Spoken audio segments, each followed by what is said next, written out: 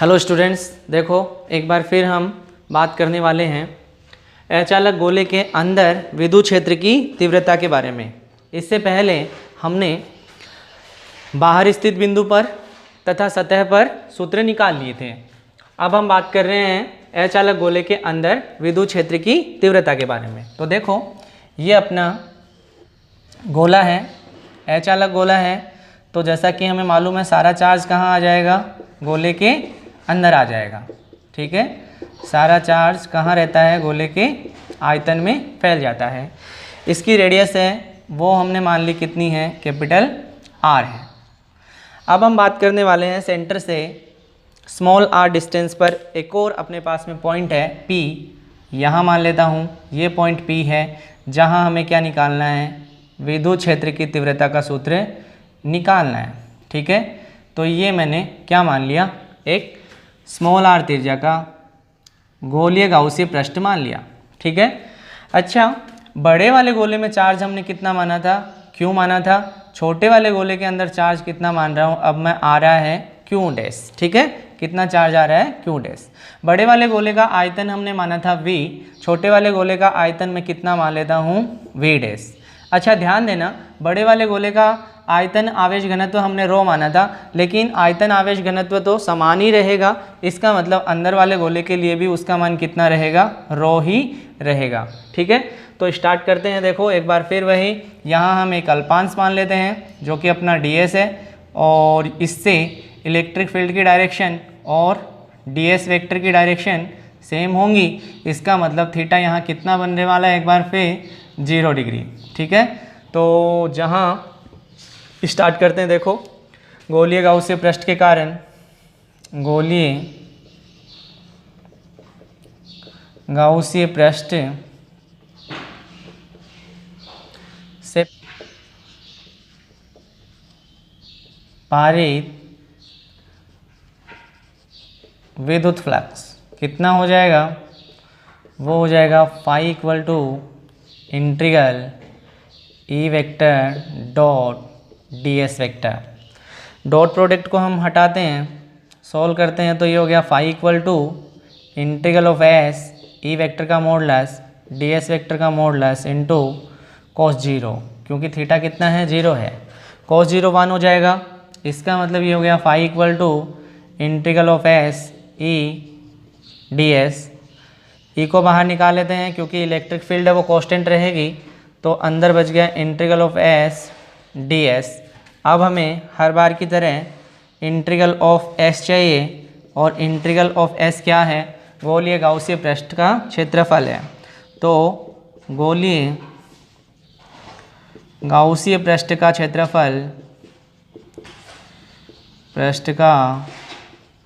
क्षेत्रफल और वो हो जाएगा कितना, 4 पाई आर स्क्वायर। ठीक है, त्रिज्या कितनी है छोटे गोले की, स्मॉल आर है, तो वो हो गया 4 पाई आर स्क्वायर। ठीक है, तो ये यहाँ हम रखते हैं, तो फाई बराबर अपने पास बन गया E into 4 pi R square. Same वैसे ही चल रहा है, कोई ज़्यादा चेंजेस नहीं है।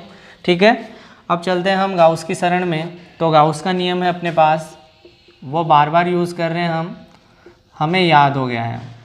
तो गाउस के नियम से और phi equal to Q upon epsilon not.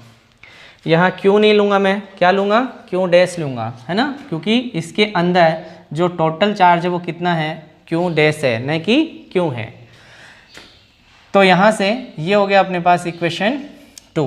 दोनों का कंपैरिजन कर लेते हैं, तो क्या बना देखो, इक्वेशन 1 एंड 2 से, और वो हो जाएगा E 4 pi R square equal to Q dash upon epsilon not. E की वैल्यू हमें चाहिए, तो वो हो गई E equal to Q dash upon 4 pi epsilon not R square. आप चाहो तो इक्वेशन इसे भी एक डाल सकते हो। ठीक है, यहाँ के भी मैं रख सकता हूँ, तो उस कंडीशन में ये हो जाएगा के Q dash upon R square. ठीक है, अब बात चलती है कि क्यू डैश का मान हम कैसे निकालेंगे, तो उसके लिए हमें आना चाहिए आयतन आवेश घनत्व का मान निकालना। तो आयतन आवेश घनत्व क्या होता है एक बार देख लो। आयतन आवेश घनत्व वॉल्यूम चार्ज डेंसिटी, और वो है रो इक्वल टू कुल आवेश बटा कुल आयतन। तो कुल आवेश छोटे वाले गोले में कितना है, वो है Q डैश, एंड उसका कुल आयतन कितना है, V डैश। ठीक है, हम क्रॉस मल्टीप्लाई कर लेते हैं तो ये अपने पास बन गया Q dash equal to rho into V dash. ठीक है, अच्छा रो की वैल्यू हम पहले ही निकाल चुके हैं इससे पहले वाले टॉपिक में, तो वहाँ से अच्छा Q डैश अपने पास में आया, Q डैश और इक्वल टू रो की वैल्यू क्या होती है, वो होती है अपने पास में कुल आवेश Q अपॉन उसका कुल आयतन, तो वो है 4/3 पाई R क्यूब। ठीक है, और अब हम लिखते हैं छोटे गोले का आयतन, छोटे गोले का आयतन है 4/3 पाई स्मॉल r क्यूब। ठीक है, तो यहाँ से हम देख रहे हैं 4/3 पाई 4/3 पाई कैंसिल हो गया, बचा क्या है फाइनली बचा Q डैश बराबर अपने पास बचा Q into small r cube upon capital R cube बच रहा है। ठीक है, ये Q डैश का मान हम यहाँ इक्वेशन 3 में रख लेते हैं, तो देखो क्या बना इक्वेशन 3 से, और वो हो गया अपने पास E equal to Q dash की वैल्यू है Q into R cube upon capital R cube, और अपॉन में है 4 pi epsilon naught R square. तो यहाँ से क्या कुछ कैंसिल हुआ, R स्क्वायर से R स्क्वायर ज़रूर कैंसिल हो रहा है। ठीक है, यहाँ से ये कट गया था तो अपने पास ये आया था, तो ये अपने पास में क्या बचा फाइनली, ये बचा Q R upon 4 pi epsilon not और R क्यूब नीचे आ गया, तो ये हो गया R क्यूब, ये वाला मान अपने पास बचेगा। ठीक है, इसको दे देता हूँ इक्वेशन 5 नंबर। अच्छा, यहाँ R के साथ अगर हम रिलेशन देखें सारी चीज़ों को कांस्टेंट मानते हुए, तो इलेक्ट्रिक फील्ड वह R के साथ कैसा संबंध रख रही है, समानुपाती का संबंध रखती है। ठीक है, तो E है वो R के कैसे है, समानुपाती है। अच्छा, यहाँ से अब हम एक रिलेशन और बना सकते हैं सेंटर पे, अगर हम सेंटर पे निकालना चाहें, है ना। चलो मैं दिखाता हूँ, यहाँ लिखता हूँ।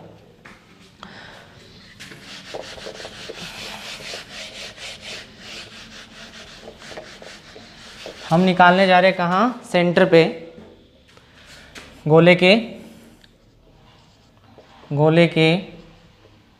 केंद्र पर, यानी कि R बराबर केंद्र पे क्या हो जाएगा, 0।